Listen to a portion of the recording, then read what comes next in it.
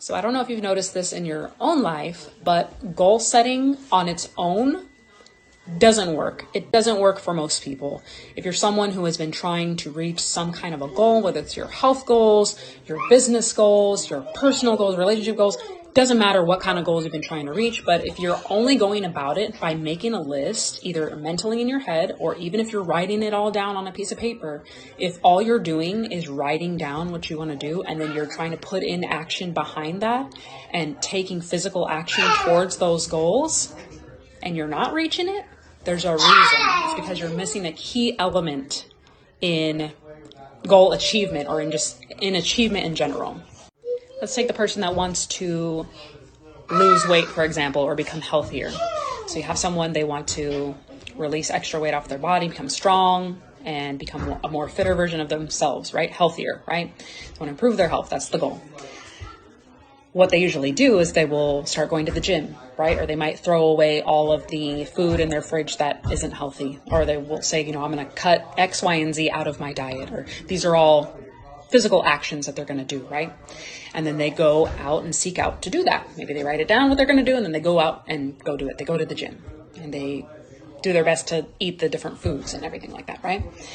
And one of the challenges that most people run into is it's hard to do these new actions because it's a new action, right? It's maybe something that they don't want to do. They don't want to give up their food that they've been eating. They don't want to go to the gym because it sucks, right? And it's like uncomfortable, and it hurts, and it causes pain and it's discomfort and all.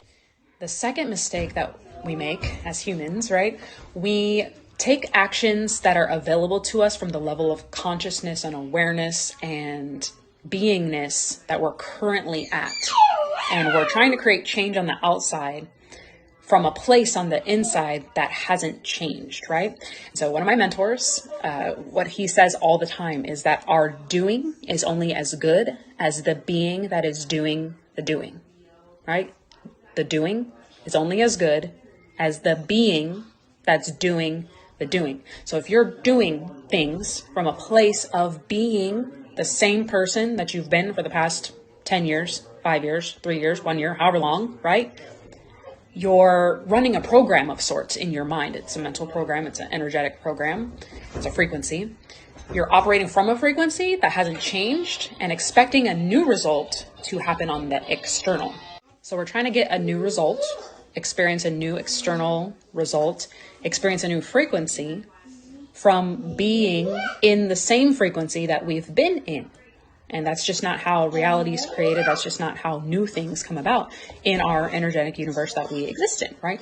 So really what it is it's a new identity that has to be created.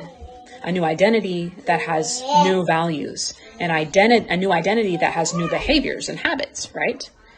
If you're trying to be a healthier person, and new identity has to be created of a healthy person that has values on healthier food, that has values on exercise, right? And drinking water, and staying hydrated, and being mindful, and all these different things, right? So ultimately, the first step shouldn't even be goal setting. We can identify an intention, but a new identity is what needs to be created as the very first step in order to reverse engineer the steps and the actions that we have to take. This is also where most people go wrong with manifestation and just thinking that they're going to become a manifestor and do all these things, create this new world and reality around them, is, by just positive thinking and affirmations and just doing all these external things, or saying all of these verbal things, or even just journaling and writing things, where those can all be a part. They're all tools that are effective. But if we're not changing on the inside, on a frequency, an energetic level, an identity level, a core level, a values level, then the results that we get on the outside, they're either we're never going to get it, or we'll get it and it just will not last. It'll be something that we sabotage. It'll be something that, because we feel it's not normal. Wait, this is too good for me. Or this relationship, wait, this feels too good. I'm used to this shitty relationship over here. Or wait, I'm starting to feel healthier, but I'm used to feeling like shit. I need to go back to feeling like shit. That's where I feel safe. That's where I feel comfortable. That's where it feels regular to me, right? So our body and our brain work together in a sort of desire and reward system. We desire something in order to have a reward at the end of some kind of an action, right? This is how we get through uncomfortable things. things that cause discomfort or things that cause temporary pain even, or things that are even scary. We get through that by seeing what the end result is for us. And if it's enough, if it's valuable enough, and if we can clearly see it and we clearly believe that it's possible for us, we'll take those actions that are uncomfortable. We'll take the actions that are making us afraid, or we'll take the actions that cause the temporary pain in order to get to the end of the tunnel.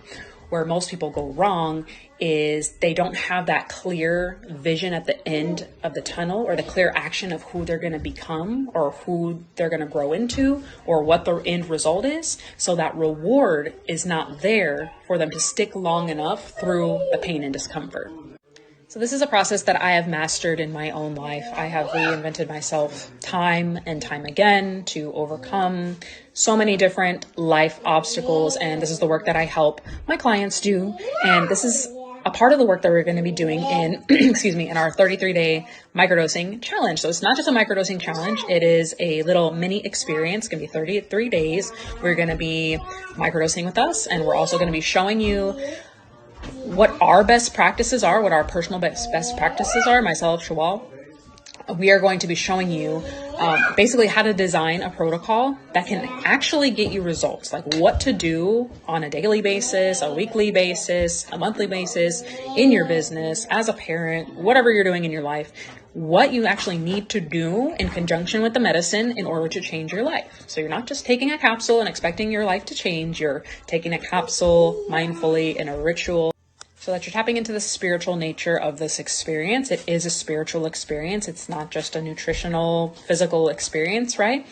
And then also the energetic portion of it, the mindset portion of it, which is so important, because if you're leaving out the energetics, if you're leaving out the mindfulness and the mindset, if you're leaving out all of these important aspects that are going to help you really change as a person, then you're going to think, well, microdosing doesn't work for me because, I didn't really experience any changes, but you didn't know what to do, right? You just were taking a capsule thinking that it was going to change everything, right? So there is, depending on where you're seeing this video, there's a link below to check out the challenge, to enroll, and to join us in this experience. Or if you're seeing this on my Instagram, you can drop the word challenge into the comments below, or you can go to the link in my bio. It's there as well. And hit me up in the DM if you have any questions at all.